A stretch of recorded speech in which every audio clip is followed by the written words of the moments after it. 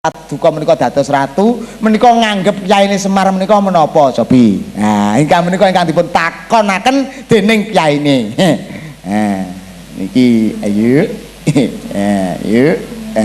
Kyai Semar menika paduka anggap menapa. Niki namung niku jane mboten sanes-sanesipun. Kakang Semar kuwi dak anggap lurah. Nun Kakang Semar iku tak anggap lurah. Lurah? Iya Petro. Loh, lurah kok ora tahu untuk bayar? Lurah kok orang garap sawah? Niki mungkin kula dereng bener. Dereng bener menawi lurah. Petro. Iki Ndara Kresna. Kakang Semar kuwi tak anggap minangka dadi batur. Lho batur nggih. Batur nggih. Iya Petro. Batur niku nggih dereng leres wong kasunyatanipun Krama Semar menika nggih wonten klampe sireng kok. Batur ki mesine rak nggih ben-dinten nderekaken juragane niku batur. Ning kasunyatine yaine menika tetep wonten klampe sireng lho nyuwun. Mboten wirawiri. Munggah kula nggih dereng dereng tepak. Petro. Atus pundi Ndara Baladewa? Kakang Semar kuwi dak anggap gedibal 29 kere munggah bali bebasane. Nggih, niki malah saya merwasatke derajate kiyaine. Beh, wong kaya ngono lek krungu aku jan tak tungkak tenan kok. Kiyaine dianggap gedibal 29. Mboten leres. Kiyaine gedibal 29 niku lho. Anggap wong kere niku lho. Pripun sampean niku? Mboten nate maca sejarah sampean niku. Mboten cocok. Ndara Janaka kados pundi? Kyai Semar mono dianggep minangka sawijining prajurit. Nah, lah niki lho sedaya menika mboten leres gandeng Ndara Janaka menika mastani kyaine menika dados prajurit. Lah menika belas mboten nyenggol. Prajurit ki mesti nek rak ya nggawa senjata tekan ngendi-ngendi. Nyatane kyaine menika mboten ngasta senjata kok. Mboten leres. Ndara Nakula Setiwa. Kakang Semar menika dianggep minangka dadya karyawaning Praja Ngamarta. Alah mboten bener. Karyawan kok ora ning kraton lho. Ndara atus pundi? Sing kenceng panggraitanipun. Petruk. Nggih. Kakang Semar menika dianggep minangka dadya pomong. Lah!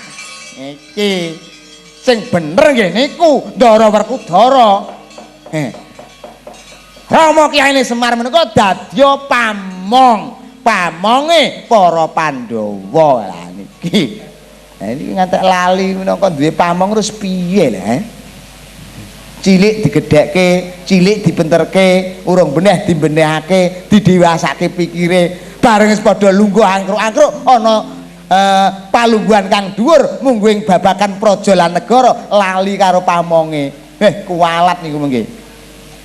Iya Petro, aku nyuwun pangapura. Nah nggih, mboten napa-napa. Wong kiyaine menika nggih agung pangapuranipun. Nah gandeng sedaya menika sampun ngrumaosi menika dados pamonging para Pandhawa, kula nggih badhe mbacetake. Druk, mengko yen to jawab menika dadi pamonging para Pandhawa, takono meneh, pamong kuwi manut sing dimong apa ora? Lah niku. Ah niki ngeten. Pamong niku pripun? Sing dimong manut pamong napa pamonge manut sing dimong. Ha niki pitakenipun kiyaine ngaten. Ayo. Pamong manut sing dimong napa manut pamong. Niki kiyaine niki. Ayo. Ayo. Kudune pamong manut sing dimong. Nggih. Ndara Kresna, pamong manut sing dimong. Nggih. Baladewa. Pamong manut sing dimong. Nggih, Ndara Janaka. Pamong manut sing dimong. Nggih. Niki pamong kudu manut sing dimong. Umpamane sing dimong niku nyemplung sumur. Napa pamonge melu nyemplung sumur? Dipikir. Pitakonan dumasing menika sing nakokake menika wong cilik ning kudu dipikir yen to pamong manut sing dimong upamane sing dimong nyemplung sumur apa pamonge melu nyemplung sumur. Nah niki ora malah blubrut kabeh niki mengke Petro dara kados pundi sing bener sing dimong kudu manut pamong. Lah ngene iku leres yen to ana pamong ya sing dimong manut pamonge, yen to ana pamong sing luput ana sing pamong ana sing dimong nindakake sing lar saka kautaman kuwi kudu dielekake dening pamonge. Lho ngoten lho. Ya wis mangerteni Petro pancen kudune sing dimong manut marang sing ngemong. Lah nggih kamangka menika sampun dangu ngancik ing wulan Sura gitu. Menika titiwancinipun pusaka-pusaka negari Praja Ngamarta menika kedah dipun suceni dening kiyaine gitu. Adat ingkang sampun rak ngaten. Saben taun nggih menika, saben warsa enggal pusaka-pusaka senjata menika dipun suceni dening kiyaine. Lah pramila saking menika kula sowan ngriki menika diutus kiyaine nyuwun wujuding pusaka-pusaka negari Praja Ngamarta kaboyong wonten ing Klampis Ireng badhe dipun suceni dening kiyaine supados sawab gaipun menika saged paring kabagyan kamulyan dumateng para kadang kawula saking berkahipun Bapa Biyung idine kiyaine sarta Gusti Kang Maha Kuwasa. Lah menika pundi wujudipun pusaka-pusaka menika wau badhe kula beto wonten ing Klampis Ireng. Pusakanipun pripun? Endi wong ngelungne pusaka abote sepira? Pusakane wis diasta dening Koko Prabu Indrawati. Yo.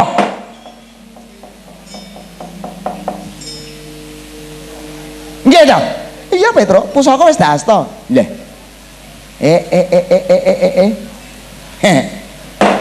Ya kok diasta karo pramugari iki lho. Dara Kresna badhe dipun apaken pusaka menika bakal tak suceni sebab pancen yo reget ting pusaka kuwi nyempuk marang kajiwananing para kawula. Ha nggih. Lah niki sing diarani gajah kelar nggih niki.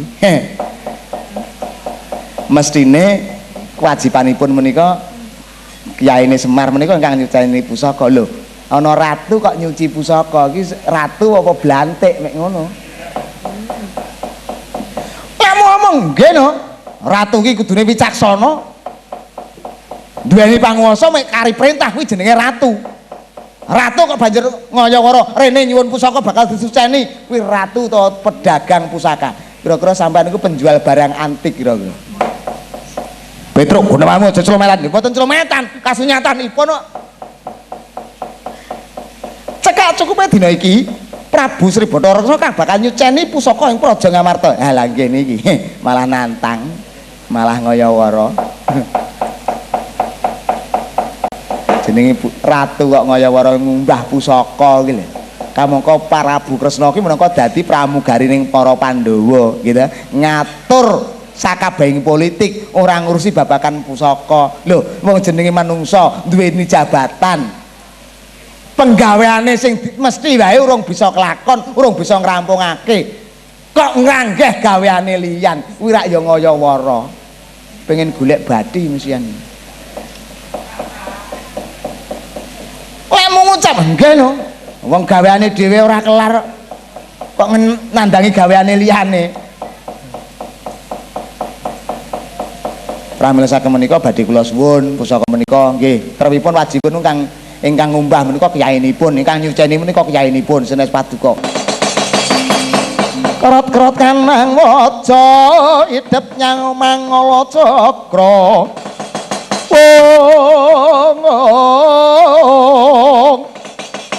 Wadanan lira baranang pindha kembang wurawaryen sinabet perang segedeng.